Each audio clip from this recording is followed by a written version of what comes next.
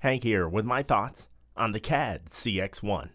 When you purchase the CAD CX1, you get a USB-C to USB-A cable and documentation. Now, I purchased the CAD CX1 on Prime Day for $27, but the retail price is $34.99. The reason I purchased it is I've been looking for a more modern, updated audio interface that is sub $50 to replace the tried and true Behringer UM2. Build-wise, the CAD CX1 is nothing to write home about. The device is tiny and cheap.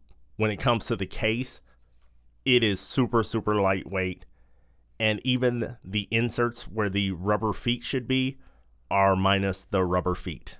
However, the knobs do seem sturdy. On the front, you get one combo jack. You get the gain knob for that jack. You get a 1/4-inch headphone jack. You get the volume monitor knob, and there are two LEDs, one for 48 volts phantom power and the other one for bus power. On the back, you get a slide switch on off for 48 volts phantom power, a USB-C port, and line out right left RCA jacks. Specs wise, the CAD CX1 has a frequency response of 20 Hz to 20 kHz, a resolution and sample rate of 24-bit 96 kHz, a dynamic range of 118 dB A-weighted, an EIN of -110 dBu A-weighted, and a gain range of 50 dB. Right now I'm on the Rode NT1 going into the audio interface, recording in OBS. I won't manipulate the levels of this video, so you can hear the difference between using a condenser microphone, which is much easier to drive, and the test we're going to do with the Shure SM7B. This is my second attempt at recording this video, and in the earlier video, I tested high-impedance headphones. I'll just cut to the chase and say, yes, it can drive high-impedance headphones. Can this be a spoken word only option for the Behringer UM2? Because there's no instrument port on this. You couldn't use it for music. Let's put the Shure SM7B in line and find out. Now I'm on the Shure SM7B at 3 o'clock. Now I'm on the Shure SM7B and it is totally maxed out, but listen to that preamp noise.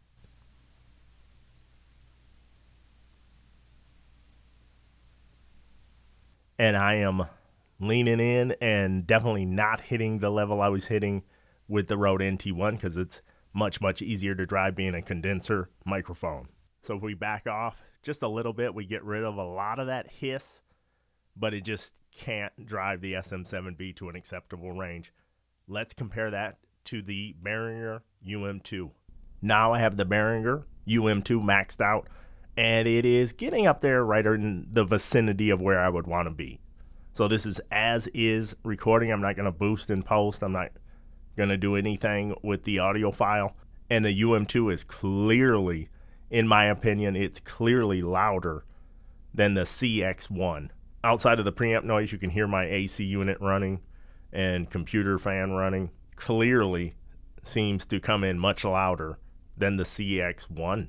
I'm going to switch back to the CX1 and to the Rode NT1 so you can actually hear me for my final thoughts. Back on the CAD CX1 with the Rode NT1, the only way I would recommend the CAD CX1 is if you have an easy to drive condenser microphone. You only need it for spoken word applications, and you just don't want to pay more than $35 for an audio interface. Otherwise, I couldn't recommend this. There's just too many holes in it. As far as the 50 dB a gain, I really didn't feel like I was getting all 50 dB a gain, especially when the stepping from 8 to 9 to 10 is just egregious with preamp noise. I own the CAD CX2, and it's with a friend of mine right now who does voiceover work, and I don't recall having any issues using that audio interface, even though the specs read the same from what I can gather. However, those are my thoughts on the CAD CX1. Simply not going to be able to replace the tried and true Behringer UM2. The Behringer UM2 is still the super low budget audio interface champion. Stay tuned for more reviews coming up very soon. As always, thank you.